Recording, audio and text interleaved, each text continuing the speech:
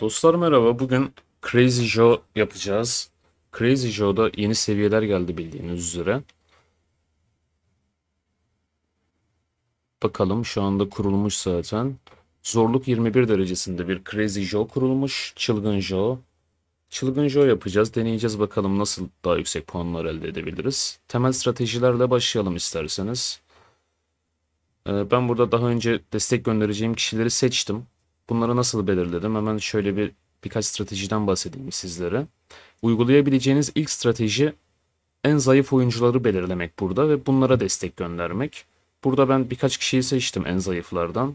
Hani şehrinde de en azından biraz asker olsun diye biraz daha üstlerden seçtim. En altları seçmedim. İlk strateji bu olabilir. En zayıf oyunculara destek göndermek olabilir. Tabi bunlar offline olabilirler o esnada. Dolayısıyla daha düşük puanlar alabiliriz bu oyunculardan. Bu kolay olan bir strateji. İkinci stratejimiz de şu olabilir yine. Sadece çevrim içi olacağını bildiğimiz ve şehrini kesinlikle boşaltacak kişileri desteklemek olabilir. Yine bunun yanında bir kişiyi kendinize ortak belirleyip onunla sadece trade etmek askerleri, sadece birbirinizi savunmak olabilir.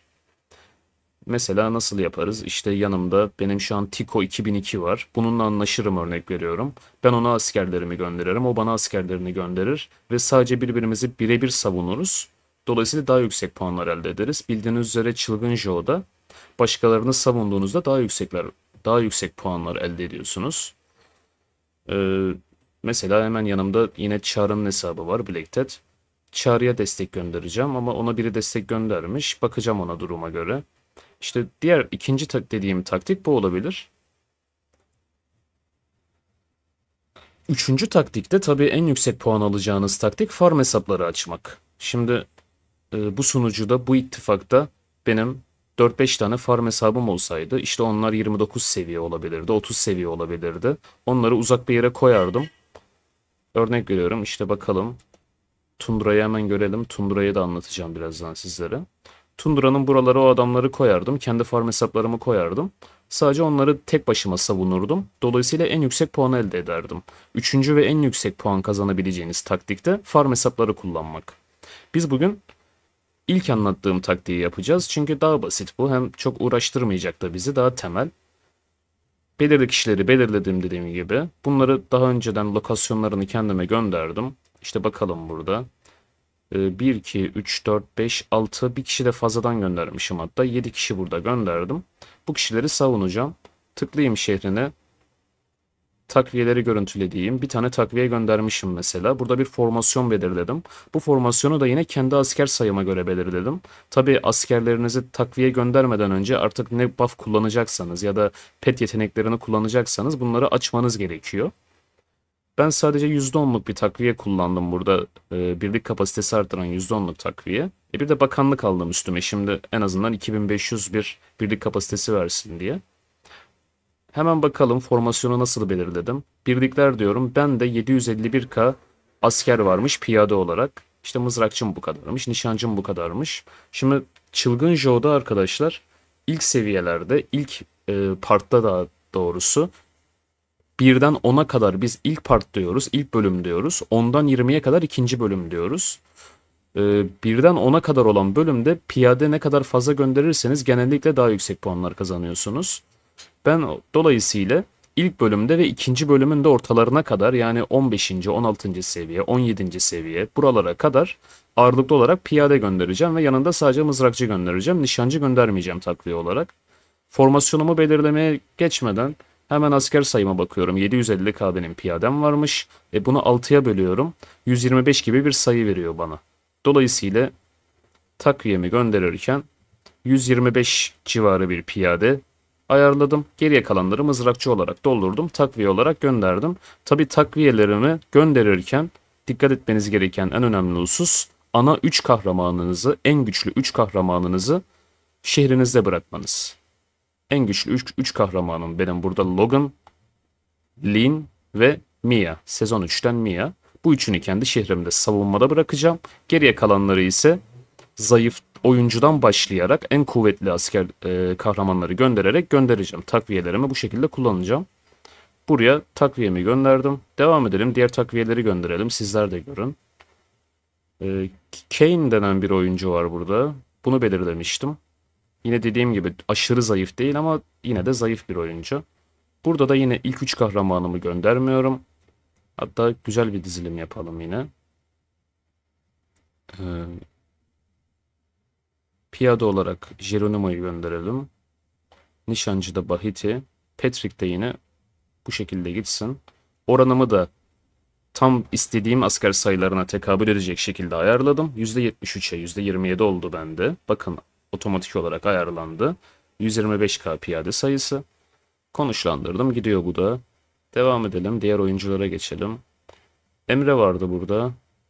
29 seviye fırını varmış. Muhtemelen benden başka takviye de gönderenler olacak da çok önemsemeyeceğim. Hedefim bu videoda birinci olmak olmayacak dostlar. Dolayısıyla daha az bir buff kullanımı yaptım. Bilgilendirici bir video olsun diye. Bu arada yanlış gönderdik. Ana kahramanları gönderdik. Bunu geri çekelim.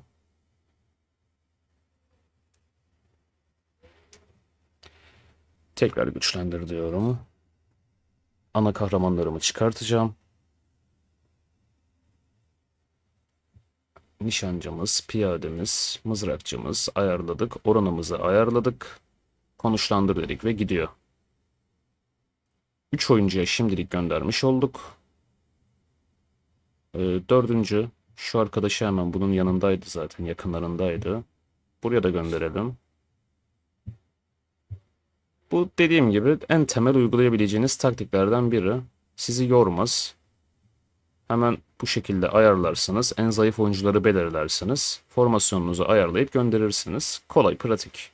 Yine beni ilk 5'e muhtemelen sokacak bu taktik. 4 oyuncuya gönderdik. 5. oyuncumuza karar verelim. Bir tane de Çağrı'ya göndereceğim.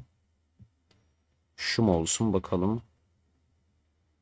Şimdi seviyeler arttığı için seviye 15-16'dan sonra eğer tek başınıza zayıf bir oyuncuyu savunuyorsanız dostlar, savunamamaya başlıyorsunuz. Askerleriniz kaybetmeye başlıyor. Dolayısıyla o en yüksek puan veren yerlerden puan alamıyorsunuz. Ben o yüzden biraz daha böyle işte mesela FC1, orta kuvvet biri ama takviyesi varmış.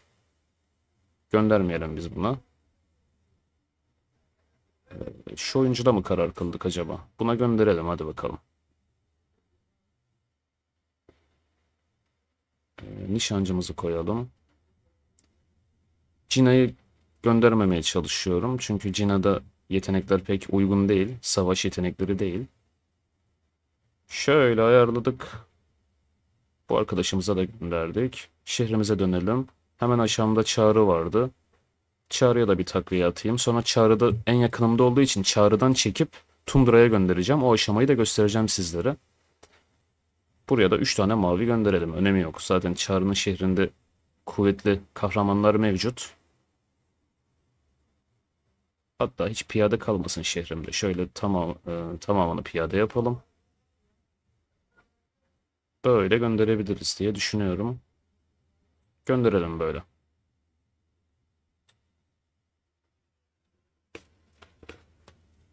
Şimdi başlangıçta işte yarım saat kala 40-45 dakika kala buff'ları kullanıp bu şekilde takviyelerinizi göndereceksiniz. Daha sonra Crazy Joe, Çılgın Joe başlayacak.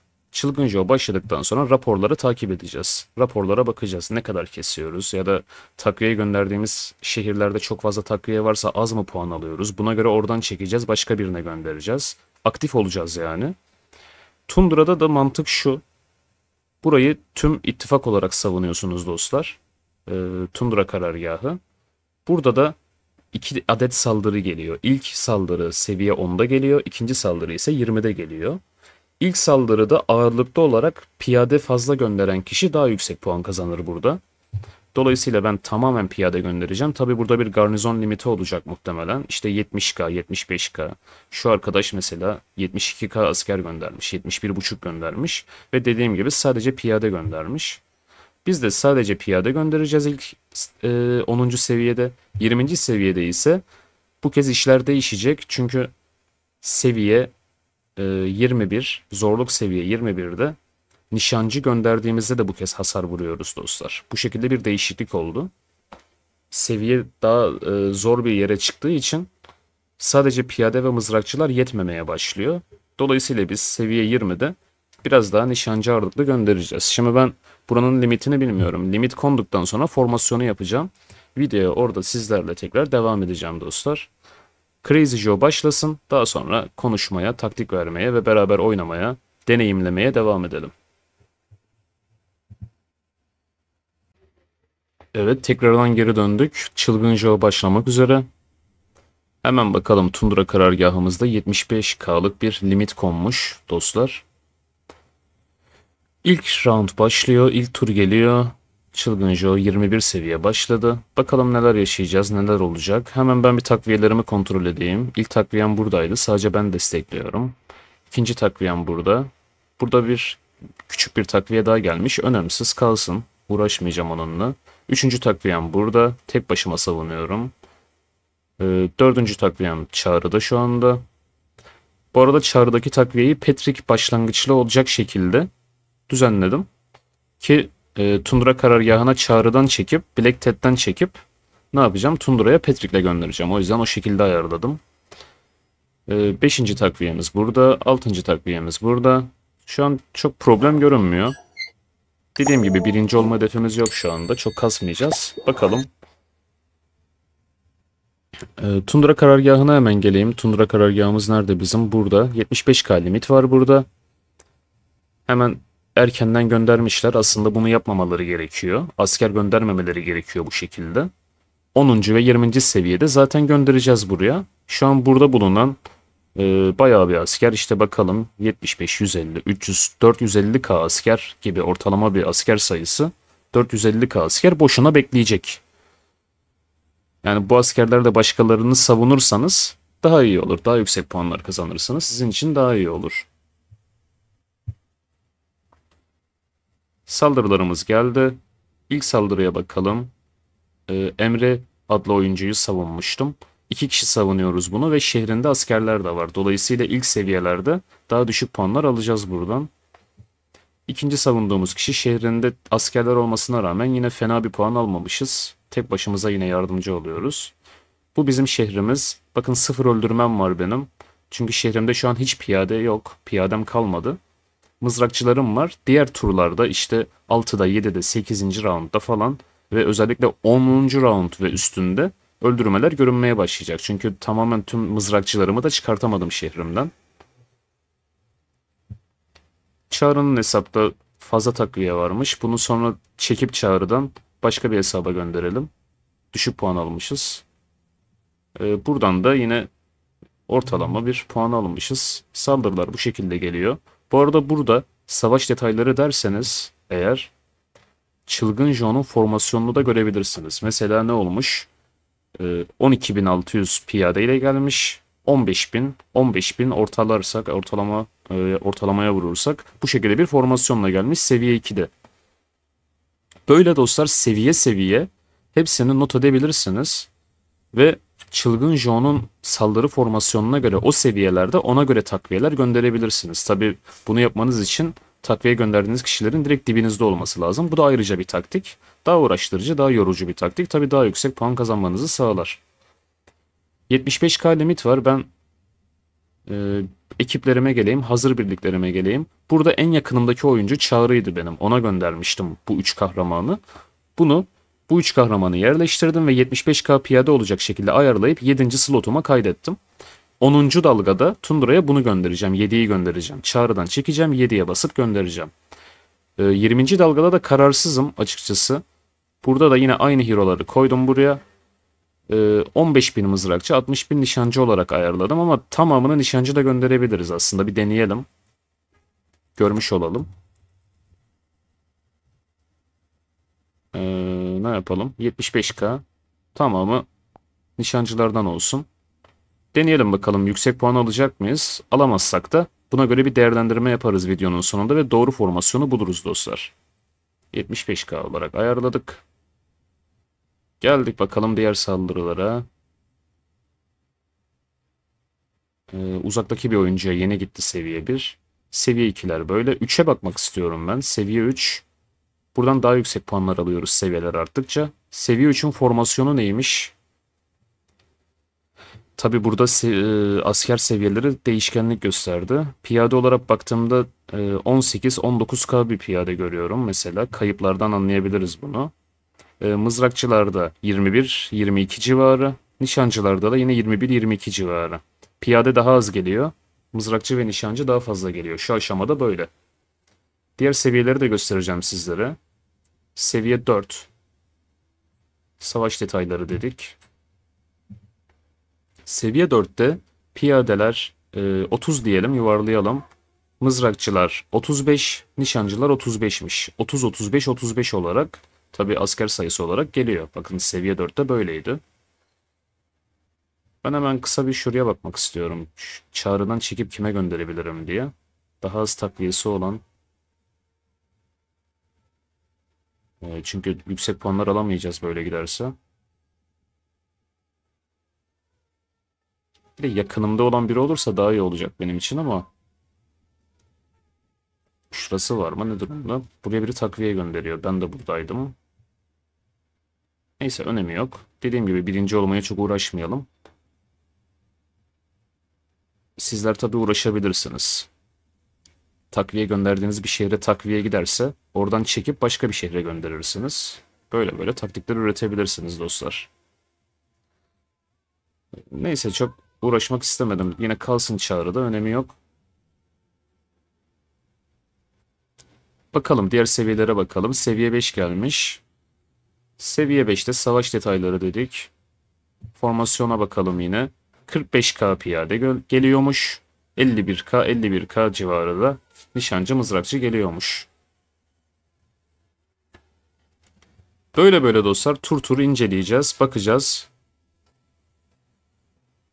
Düşük puan aldığınız şehirleri buradan belirleyip takviyenizi geri çekebilirsiniz. Başkalarına gönderebilirsiniz. Bunu yapabilirsiniz anlık olarak. Bakın mesela bu arkadaşın şehirden bayağı yüksek puanlar alıyoruz. Güzel orası. Burası da 2 takviye olmasına rağmen yine fena değil. Burada da yine fena değil. Burası biraz şimdilik kötü. Daha sonra puan artmaya başlayacak. Güzel. Bakalım devamında neler yaşayacağız. Seviye 10 saldırısı geldiğinde tekrar videoya devam edeceğim. Zaten bu parça parça çekiyorum. Birleştireceğim. Oradan devam edersiniz arkadaşlar. Şimdilik durduruyorum. Evet, kaldığımız yerden devam edelim. 8. seviye saldırılar geldi. Bir tane takviyemin yerini değiştirdim. Tundra takviyesinin yerini değiştirdim. Neredeydi o? Şuraya gönderdim. Bu arkadaştan birazdan geri çekeceğim ve Tundra karargahına bu takviyeyi göndereceğim. Ayarladığım formasyona göre. 8'ler gelmiş. 9 geldi. Emre'ye vurdu. Bakalım şu arkadaşı bekliyorum. Buna vurduklarında geri çekeceğim. Kendi şehrimize geldi. Evet, bu arkadaşa da gelmiş. Hemen buna tıklıyoruz. Takviyemizi geri çekiyoruz. Tundra karargahına gideceğiz şimdi. Umarım dolmadan yetişebiliriz. Biraz hızlandıralım şunu hatta. Daha önce ayarlamıştım zaten. Hazır birliğimi hemen göndereceğim.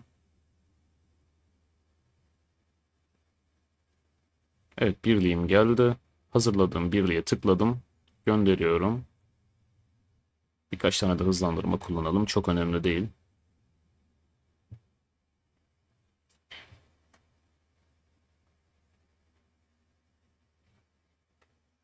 Sadece piyade olacak şekilde 75K limite de uyarak garnizonu destekleyeceğiz.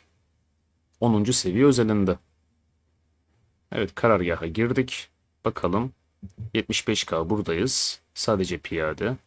Diğer insanlar neler yapmışlar? Burada da sadece piyade var. Burada piyade mızrakçı bölünmüş. Sadece piyade, piyade mızrakçı. Eşit gönderilmiş, nişancı da dahil. Sadece mızrakçı atmış bu arkadaş. Pride sadece piyade göndermiş yine.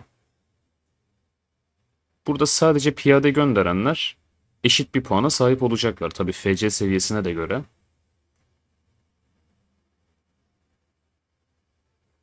Bu arada Çılgın Joe'da iyileştirme yapmamanız gerekiyor arkadaşlar. İyileştirme yaparsanız insanlara gönderdiğiniz o takviyelerdeki yaralı askerler sizin şehrinize dönüyor. Ve sizin şehrinizi savunan kişilere de bunun puan olarak yansıması dezavantajlı oluyor. Çünkü şehrinizde asker olacağı için, yaralıları iyileştirdiğiniz için sizi savunan kişiler daha düşük puanlar almaya başlayacaklar. Dolayısıyla Çılgın Joe'da iyileşme yapmamanız gerekiyor. Bakalım seviye 10 saldırı gelecek. Şimdilik 89. sıradayız. 10. saldırı geldiğinde göreceğiz. Garnizon da şurada. Bunu hemen geri çekeceğim. 10. saldırı gelince. Ve ne yapacağız? Tekrar şu kişiye göndereceğiz takviyemizi.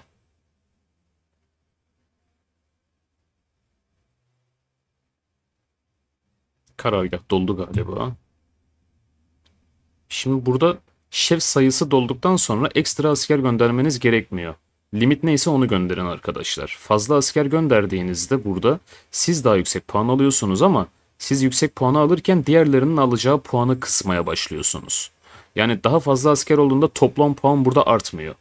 Burada bir pasta olarak düşünün bu puanı. O pastayı parçalara bölüyoruz biz. Pastayı büyütmüyoruz daha fazla asker gönderdiğimizde. Dolayısıyla burada bu kurala uymayan kişiler diğer oyuncuların hakkını çalmaya başlayacak. Mesela burada bir ekstra takviye geliyor bakalım. Bu oyuncunun içeride takviyesi var mıymış? Yok şu anda içeride anladığım kadarıyla. Şu an güzel, herkes kurallara uydu. Tabii 20. dalga çok kuvvetli olacak. Orada ekstra asker göndermenizde sakınca yok. En azından seviye 20, seviye 21 Çılgın Joe seviyelerinde. Şu an biz 21 yapıyoruz. Orada ekstra asker göndermeniz gerekebilir. Hemen kontrol edelim kural ihlali yapan var mı? Yok gibi duruyor. Minik minik farklar var. Önemi yok. Saldırı gelsin. Hemen geri çekeceğim.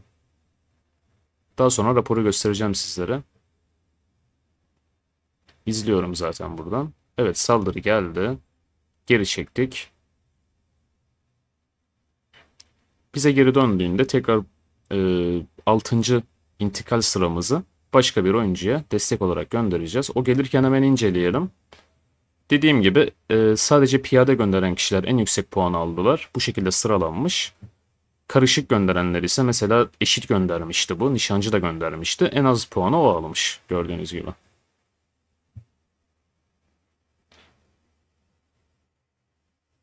İntikalimiz dönmek üzere bize.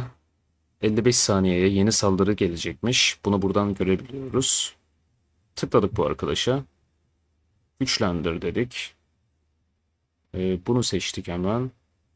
Hızlı seçtiğim hatta nişancıları kapatalım. Sadece piyadeyi fullleyelim ve mızrakçı olarak gönderelim. Takviyemizi tekrar gönderdik. Böyle bu şekilde yine seviye 15, seviye 16 saldırılara kadar devam edeceğiz bu şekilde. Sonra sizlere tavsiyem, baktınız takviye gönderdiğiniz kişiler yanmaya başlıyor. Tabi raporlardan takip ediyorsunuz bunu her zaman. Bir oyuncu yandığında özellikle ilk yanışından sonra ikinciyi beklemeyin. Hemen ilk yanışında çekin o askerleri o oyuncudan başka oyunculara gönderin. Çünkü zaten ilk saldırıda yanmışsa çok düşük puan almışsınız demektir. İkide de yanacağı garanti gibi bir şey oluyor. Eğer çok fazla takviye gelmezse hemen hızlı davranıp takviyeyi çekip yanmayan başka bir oyuncuya takviye gönderebilirsiniz. Bu arada Çılgın Joe'da şehriniz yandığında söndürmeyin. Söndürürseniz insanlar sizin yandığınızı çok kolay bir şekilde takip edemez. Şehriniz yanık halde dursun ki insanlar görsünler. Şehrin yanıyor mu, yanmıyor mu? Buna göre takviye göndereyim ya da takviyemi geri çekeyim tarzında taktikler üretsinler. Bakalım 11. saldırılar geldi. Artık 10 ve ötesi çok daha kuvvetli olacak. Savaş detayları dedim. 11. saldırı. Formasyona bakalım. Formasyon yine benzer ilerliyor. 220 piyade, 260 da mızrakçı ve nişancı olarak saldırıyor. Seviye 11. Bizim tüm öldürmelerimizi gördüğünüz gibi burada piyadeler yapmış. Mızrakçıdan hiç öldürme elde edememişim. Diğer takviyede de bu geçerli yine. Raporları incelemeye devam. Seviye 12 geldi. Savaş detayları dedik. Rakibin formasyonu Böyle karışık gelince biraz daha zor oluyor tabii hesaplaması. 280 desek buna. 280 piyade. 330 da nişancı ve mızrakçı olarak yine saldırı gelmiş. Yine savaş detayları diyelim. Ne öldürme yapılmış ona bakalım. Gördüğünüz gibi piyadeler yine tüm öldürmeyi yapmış. Mızrakçılar da biraz desteklemiş. Artık mızrakçıların da devreye girdiği yerler başladı demek ki. Şuraya bakalım. Yine benzer bir şey mi geçerli? Yok. Burada mızrakçımız daha fazla öldürmüş. Çünkü bu kişinin şehri oldukça zayıf. Kendi askerleri artık yetmemeye başladı bu oyuncunun. Dolayısıyla bizim mızrakçılarımız da devreye girmiş.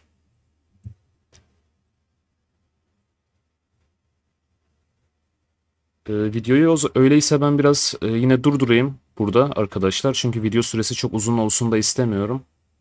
13'ü de madem geldi görelim. 13'te de yine nişancı ve mızrakçı ağırlıklı bir formasyonla saldırıyor rakip. Kaç diyebiliriz? 370 piyade desek 440'da nişancı ve mızrakçı diyebiliriz. Yine savaş detayları diyelim. Öldürmelere bakalım. Yine benzer bir öldürme sayısı görüyoruz piyade ve mızrakçıda. Bu arada bazı saldırılar sadece online oyunculara gidiyor. Bazı saldırılar ise tüm oyunculara gidiyor. Mesela seviye 14 sadece çevrim içi üyelere gidiyormuş. Bu şekilde 3 adet saldırı var. Bunları daha önceki Crazy Joe, Çılgın Joe videolarında bahsetmiştik, o yüzden detaylarına girmek istemedim. Bakalım, birileri yanmaya başladığında videoya tekrar gireceğim ve değişiklikler yapmaya çalışacağım. Eğer öyle bir sorun olmazsa da 20. dalgaya kadar devam edeceğim. Videoya hemen devam edeceğiz dostlar. Şimdilik hemen yine durduruyorum. Evet, tekrar geri döndük. Savaş raporlarına bakalım. 16. seviye saldırıda ilk yenilgisini almış bu arkadaşımız. Hemen gidelim bunun şehrinden geri çekelim takviyeleri. İkinci saldırıda zaten kesin yanacak. Burada çok sorun yok. 16. saldırıda yine burada problem var. Artık tabii seviyeler zorlaştığı için, oyuncular da zayıf oldukları için kesememeye başlıyorlar.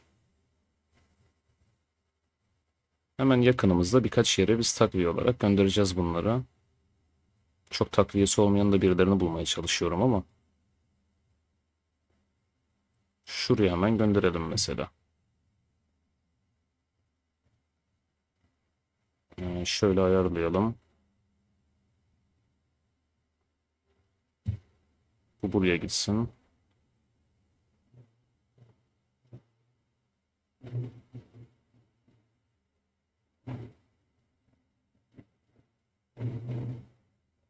Bir tane de buraya gönderelim.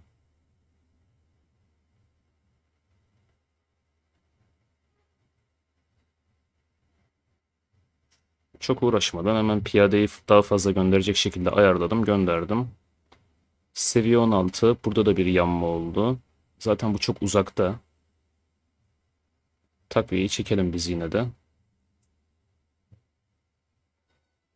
Burada da bir yanma olmuş. İlk yanmasını almış. Takviyeyi çekelim.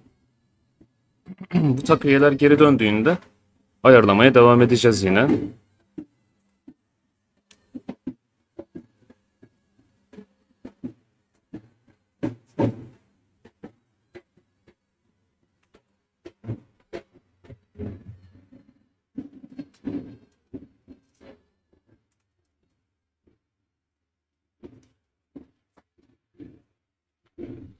Diğer raporlara bakalım bu esnada. Bir tane daha yanan vardı.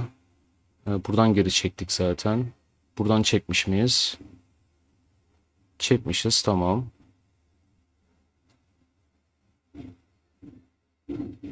Şu oyuncudan çektik mi? Çektik. Emre'den çekmemişiz hala. Buradan çekelim. Olabildiğince maksimum puan almaya çalışacağız böyle.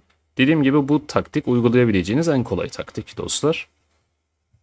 2 adet taktikten daha bahsetmiştim. Özellikle en yüksek puan alabileceğiniz taktiğimiz farm hesapları kullanmak. Değerlendirebilirsiniz bu şekilde.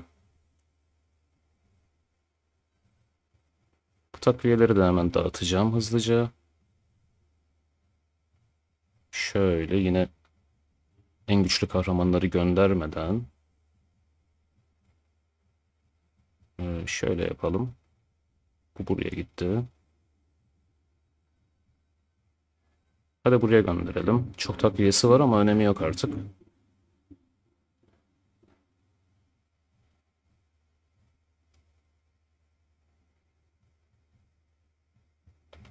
Burası da yanmıyormuş. Buraya da gönderebiliriz.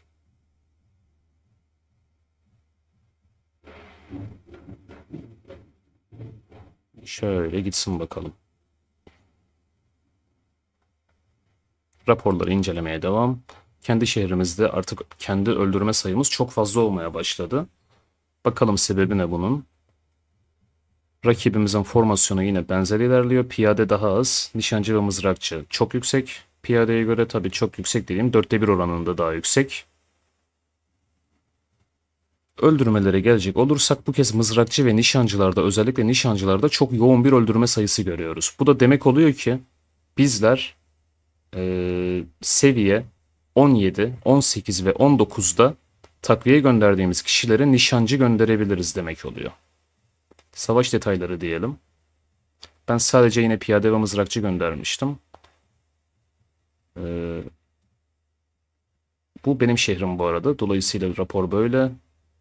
Diğer raporlar üstteymiş. Burası da kaybetmiş bir tur. Hemen buradan da geri çekebiliriz artık.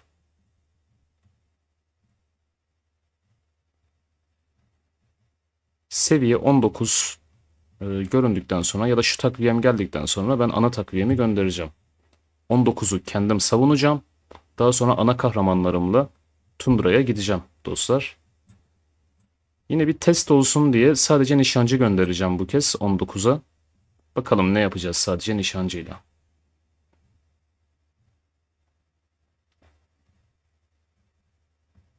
Evet 19'lar geldi. Kendi şehrimizi savunduk. Hemen Tundra'ya gidelim. Garnizona ekle diyelim. Sadece nişancı dediğim gibi 75K yola çıktı.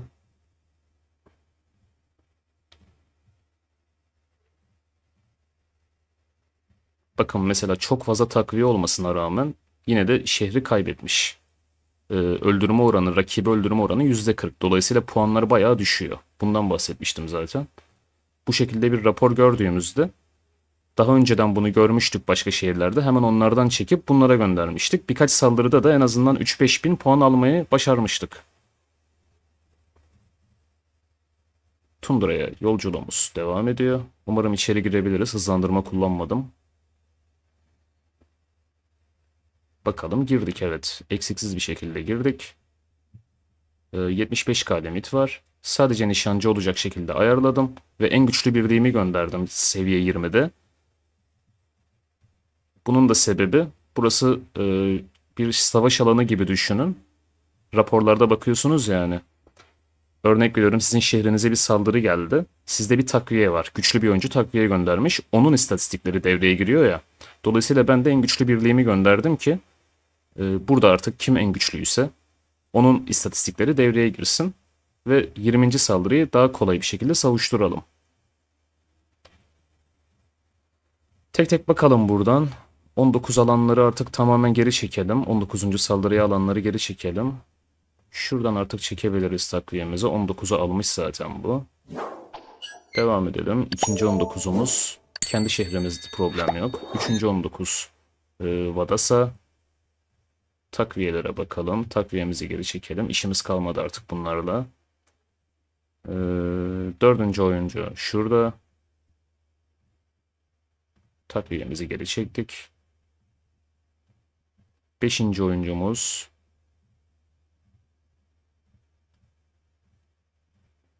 Ve son raporumuz. Takviyeleri de geri çektik dostlar. Garnizonda şimdi 20. saldırıyı bekleyeceğiz. 20. Çılgın Joe saldırısı. İyileşmelerimizi artık yapabiliriz. Şöyle küçük küçük hatta yapayım ki hemen yardıma bassınlar. Bitsin. Parça parça iyileştirme yapalım. Seviye 20 saldırısı şu an yolda geliyor. Bakalım fazla asker gönderen olursa ben de göndereceğim fazladan.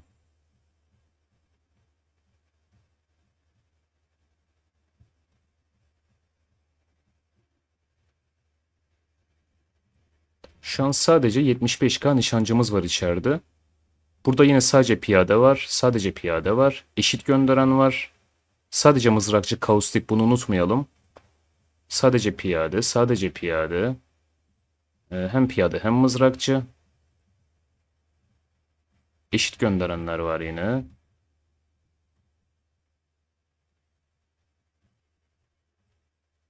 Bakalım fazla askeri olan var mı? Fazla askeri olan yok. Güzel bir şey bu. Raporu da güzel inceleyebileceğiz sonucu. Sadece kaustik mızrakçı göndermiş. Diğerleri piyade ağırlıklı. Bir takviye geliyor. Kim bu? Bir türlü tıklayamadım.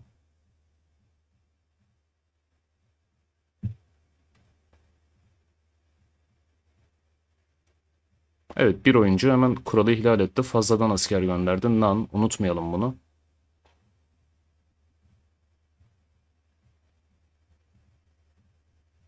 Ve kaybettik içeriği anladığım kadarıyla. Şimdi Nan adlı oyuncu daha fazla asker göndermesine rağmen onu galiba şey yaptılar, raporda göremiyorum. Çok asker gönderdiği için dışarı attılar son anda. Bakın biz sadece nişancı gönderdik 20. dalgada ve en yüksek öldürme puanına eriştik. 52.176 puan elde etmişiz. Kasey sadece mızrakçı göndermişti 75K, 21K puan almış. Benim altımdaki şu nickini okuyamadığım oyuncu ise eşit göndermişti. 75K'nın işte 25K'sı piyade, 25K'sı nişancı, 25K'sı mızrakçı göndermişti. O da benim bir altımda kalmış. Demek ki şunu anlıyoruz bu rapordan. Hatta savaş detaylarına bakalım. Daha güzel olur o. Sadece piyade gönderen kişinin öldürme sayısı 217K. Ben sadece nişancı gönderdim ve 1.3M civarında bir öldürme elde etmişiz. Tamamen nişancılardan elde ettik bu öldürmeyi. Kasey sadece mızrakçı göndermişti. Acaba sonradan takviye mi yaptı içeriye? Yok. Sadece mızrakçısı vardı. Öldürmesi de bu şekilde. Sadece mızrakçıda da demek ki çok yüksek puan alamıyorsun. 20'de. Ne öğrendik? Sadece nişancı gönderdiğimizde yüksek puanlar elde edebiliyoruz. Bunu öğrendik seviye 20'de. Hemen sıralamamıza bakalım. Kişisel sıralamada 5. sıraya gelmişiz. Çok uğraşmadık dediğim gibi. Daha buff kullanarak da oynayabilirdik. Genelde buff açtığımızda ve bu taktiği uyguladığımızda 1.7'yi, 1.8'i geçiyoruz arkadaşlar. İşte %20 konuşlandırma buff'ını falan kullandığınızda ya da pet yeteneklerini kullandığınızda, ki bende pet yetenekleri kapalıydı zaten. Bunlarla beraber bu kolay basit taktikle yüksek puanlar elde edebiliyorsunuz. İlla birinci olacağım diyorsanız, mesela şurada bir birinci görüyorum. Yüksekte bir puan yapmış. Bu oyuncunun yaptığı iki taktik olabilir. Ya ilki farm hesaplarını dediğim gibi sadece tek başına savundu. Farm hesaplarını savundu. İkincisi de bu oyuncuyu ittifakı birinci yapmak için yardımcı oldular. 5 oyuncu ya da 6 oyuncu bu kişiye yardımcı oldu. Şehirlerini boşalttı tamamen ve bu arkadaşımız tek başına savundu. Bu ikisinden birini yapmış olmalı. İkinciyi yapmaları daha muhtemel. Çünkü Çılgın Joe'daki ödülleri o ittifaktaki en güçlü kişilerin alması daha mantıklı oluyor. Sizin ittifakınızdaki balina ne kadar güçlüyse ve ne kadar fazla ödül kazanırsa, dolayısıyla siz de ittifak olarak her zaman daha güçlü oluyorsunuz. Burada da hemen ödüllerimizin tümünü al diyelim. Daha fazla öldürme yapabilseydik, daha fazla rozet kazansaydık şu mavi rozetten. Savunma puanıymış, bakalım.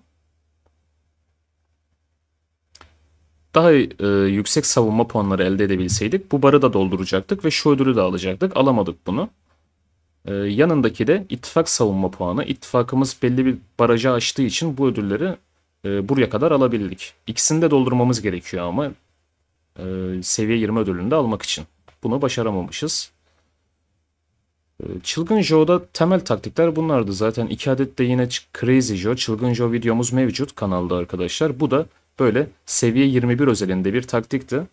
Seviye 21'de o zaman tekrar özetlemek gerekirse 10. dalgada Tundra'ya sadece piyade göndereceğiz. 20. dalgada ise sadece mızrakçı ya da çok az sadece nişancı ya da çok az mızrakçı göndereceğiz ve yoğunlukla nişancı göndereceğiz. Bunu anladık. Tabii bu senaryo diğer insanların piyade gönderdiğini düşündüğümüzde geçerli. Eğer içeriye piyade hiç gönderilmezse hiç savunamayız o zaman. Yani mutlaka piyadenin gönderilmesi lazım. Ve 20. dalgada şu Tundura'da arkadaşlar herkesin Patrick dizilimine uygun bir şekilde takviye göndermesi gerekiyor. Çünkü bakın biz mesela 20. dalgayı savunamadık. Hem dizilimimiz güzel değildi. Herkes rastgele hero'lar göndermişti. Hem de muhtemelen formasyonlarda da problem var. Ve savunan oyuncunun da en güçlü oyuncu olması gerekiyor. Yani yüksek güçlü bir balina ya da megalodon dediğimiz birinin burada bulunması gerekiyor. Eğer tamamen savuşturmak istiyorsak. Bunu öğrendik ve bunun da devamında dalga 16, dalga 17, 18, 19 şehirlerin gücüne göre bu dalga başlangıç sırası 16 değil de 17 de olabilir, değişebilir. Bu dalgalarda takviye gönderdiğimiz kişilere nişancı da gönderirsek yine yüksek puanlar elde edebiliyoruz. Bunu da öğrenmiş olduk yine arkadaşlar. Çılgın Joe'nun devam seviyeleri de geldiğinde, devam seviyelerinde oynadığımızda sizlere ayrıca yine videolar çekeceğiz. Bu tarz videoları faydalı buluyorsanız, işinize yarıyorsa beğenip abone olarak bizlere destek verebilirsiniz arkadaşlar.